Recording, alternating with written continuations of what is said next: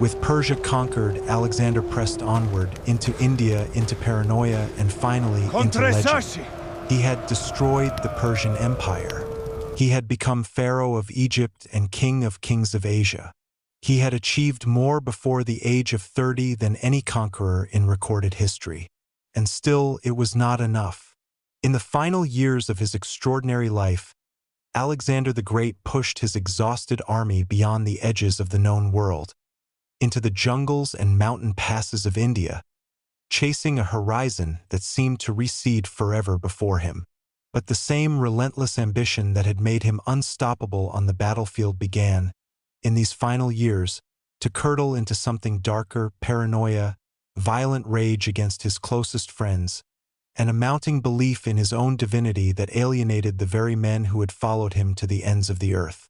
This is the story of Alexander's final campaigns, his army's stunning mutiny against him, and the mysterious death that would leave the largest empire in the ancient world without an heir, plunging it into decades of brutal war among the generals who tried, and ultimately failed, to hold together what Alexander had built. This is how the man who conquered nearly everything finally met the one force he could never defeat. By 329 BC, Alexander had pushed his army deep into Central Asia, into the rugged territories of Bactria and Sogdiana, in modern-day Afghanistan, Uzbekistan, and Tajikistan, regions whose fierce, mountainous terrain and determined local resistance made for some of the most grinding and difficult fighting of his entire career, a sharp contrast to the decisive set-piece battles that had shattered Persian imperial armies. It was during this brutal campaign of attrition against local warlords and guerrilla resistance that the psychological transformation already visible in Alexander since Persepolis accelerated dramatically, and the fractures within his inner circle finally erupted into open violence.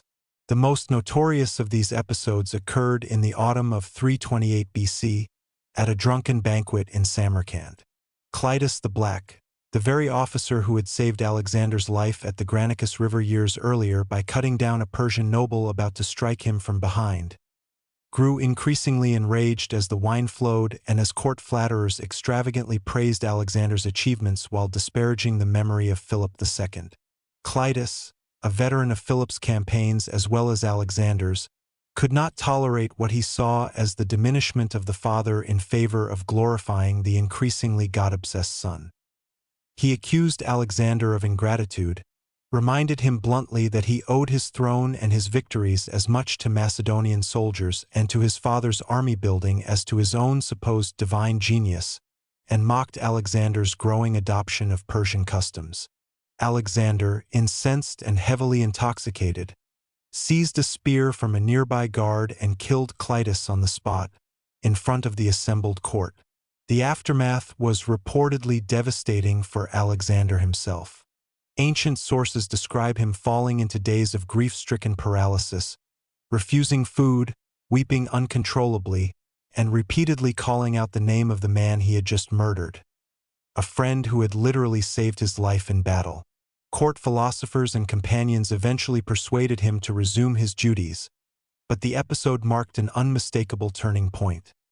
A king increasingly isolated by his own power, increasingly convinced of his own exceptionalism, and increasingly dangerous to those closest to him when that self-image was challenged. Tension over Alexander's adoption of Persian customs erupted again shortly afterward in what historians call the Conspiracy of the Pages, followed closely by the downfall of Callisthenes, the court historian and a great-nephew of Aristotle himself, who had accompanied the campaign to chronicle Alexander's achievements for posterity. Callisthenes had openly opposed Alexander's attempt to introduce proskynesis among his Macedonian and Greek officers, arguing that ritual prostration was owed to gods alone, and that adopting it would be an act of profound cultural betrayal. When a group of royal pages, young Macedonian nobles serving in Alexander's court, were later implicated in an assassination plot against the king, Callisthenes, despite no clear evidence directly linking him to the conspiracy, was arrested and executed, or, by some ancient accounts, died in captivity. a decision that scandalized the Greek intellectual world and permanently damaged Alexander's reputation as a patron of learning and philosophy back in Greece. Despite this growing internal turmoil, Alexander's military ambitions showed no sign of slowing. In 327 BC, he led his army across the Hindu Kush Mountains and into the Indian subcontinent, pushing into territory that no Greek or Macedonian army had ever approached, driven by a combination of genuine geographic curiosity. Alexander and his companions were uncertain where the edges of the inhabited world actually lay, and his seemingly bottomless desire to expand his conquests still further. In the Punjab region, Alexander confronted King Porus, ruler of a powerful local kingdom, in the Battle of the Hydaspes River in 326 BC, one of the most tactically demanding engagements of Alexander's entire career. Porus commanded a formidable force that included, for the first time in Alexander's experience, a substantial corps of war elephants, animals whose sheer size and unfamiliarity terrified both Macedonian soldiers and their horses. Through a combination of deceptive maneuvering across the monsoon-swollen river and brilliant tactical adaptation to counter the elephant corps, Alexander achieved another decisive victory, though at a notably higher cost than many of his previous battles, a testament to the genuine danger Porus's army had posed. What followed Alexander's victory revealed, once again, his sophisticated understanding of imperial politics. Rather than deposing Porus, Alexander reinstated him as a subject king, reportedly deeply impressed by Porus's dignified bearing even in defeat.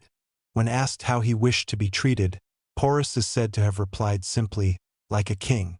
Alexander's respect for defeated but worthy adversaries, a pattern established with the Persian royal family after Issus, again served his broader strategic goal of building a durable, cooperative imperial structure rather than simply a landscape of scorched earth and resentful subjugation. It was shortly after the Hydaspes victory, at the Hydaspes River, that Alexander's army, Macedonian veterans who had now been campaigning continuously for 8 grueling years, thousands of miles from home, through deserts, mountains, and monsoon jungles, finally reached their breaking point. Exhausted, homesick, and increasingly alarmed by rumors of even larger and more powerful kingdoms supposedly lying further east in the Ganges plain, Alexander's soldiers refused to advance any further.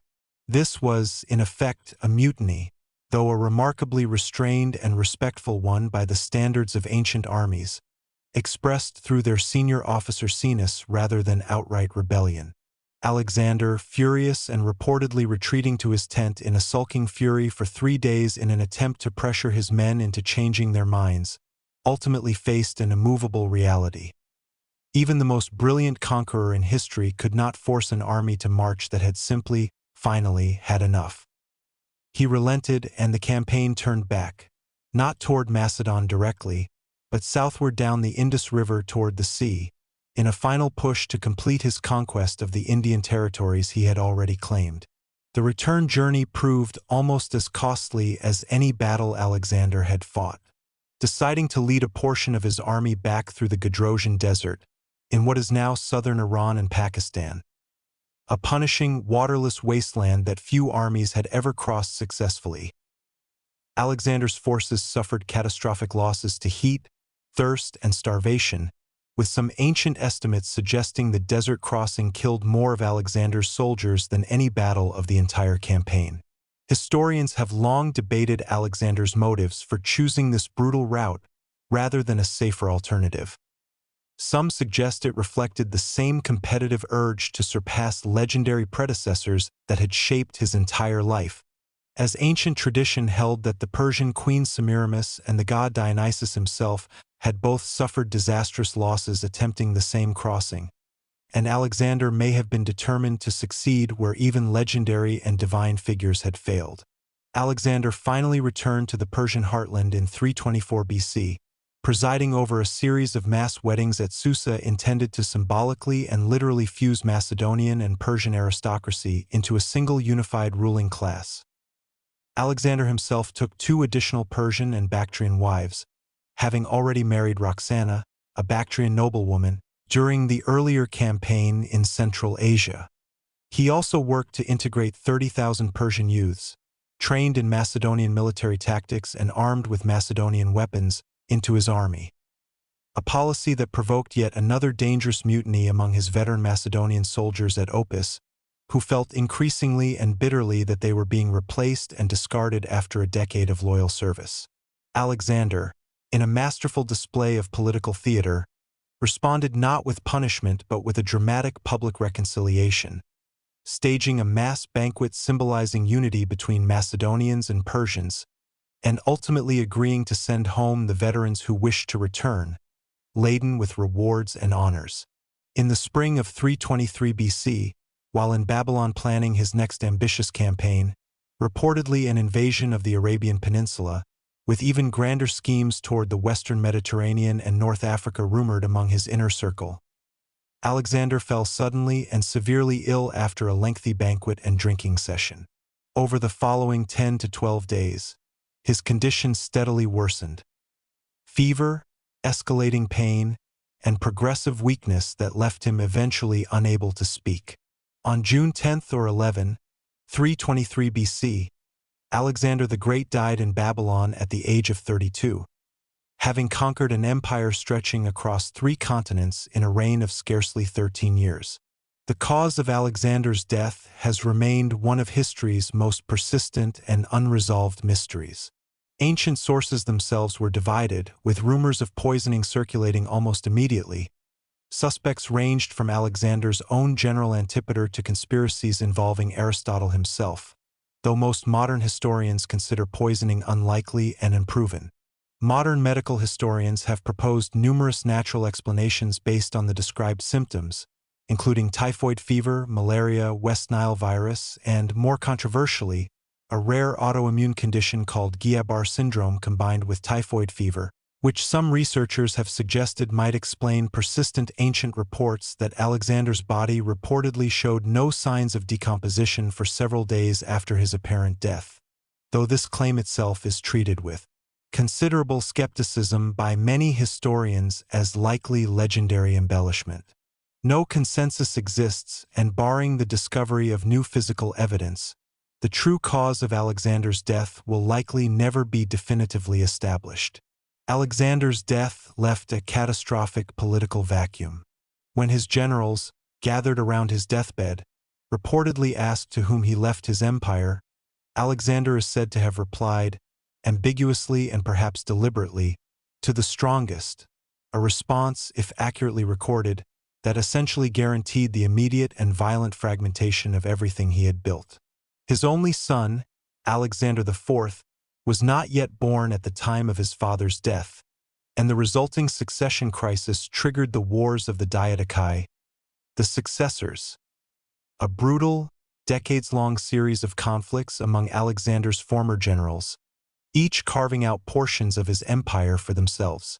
Ptolemy secured Egypt, founding a dynasty that would rule for nearly 3 centuries, ending only with Cleopatra VII. Seleucus established a vast empire stretching across much of the former Persian territories in Asia. Antigonus and his successors eventually controlled Macedon and much of Greece. Alexander's empire, unified for barely a decade under his singular leadership, fractured permanently within a generation of his death, never again to be reunited under a single ruler. And yet, for all the political fragmentation that followed his death, Alexander's true legacy proved far more enduring than any single empire could have been. His conquests initiated what historians call the Hellenistic Age, a roughly 300-year period during which Greek language, culture, art, philosophy, and political institutions spread and fused with the cultures of Egypt, Persia, Mesopotamia, and Central Asia in an unprecedented wave of cultural exchange. Cities Alexander founded or inspired, more than 20 of them bearing his name, most famously Alexandria in Egypt, became thriving centers of learning, trade, and cultural fusion for centuries afterward. Greek became a common administrative and intellectual language across a vast swath of the ancient world, laying groundwork that would later facilitate the spread of both Roman administrative practice and, centuries later, early Christianity across the same territories. Trade routes Alexander's conquests opened between the Mediterranean world and Central and South Asia would eventually contribute to networks that historians see as important precursors to the later Silk Road. Even the war elephants, siege engineering techniques, and military tactics Alexander's campaigns pioneered or popularized influenced the art of warfare for centuries to come.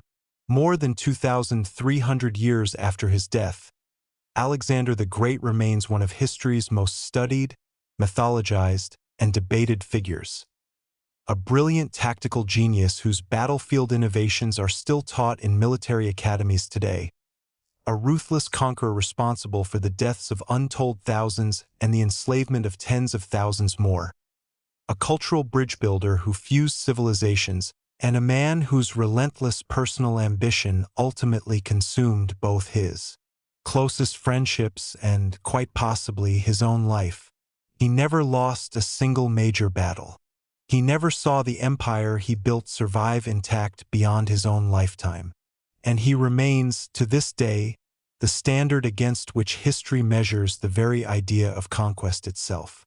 From a volatile teenage prince in a small Balkan kingdom to the ruler of the largest empire the ancient world had ever known, Alexander's 13-year reign reshaped the course of human civilization, spreading Greek culture across 3 continents, founding cities that still stand today, and setting in motion the Hellenistic fusion of East and West that would influence art, science, religion, and politics for centuries after his death.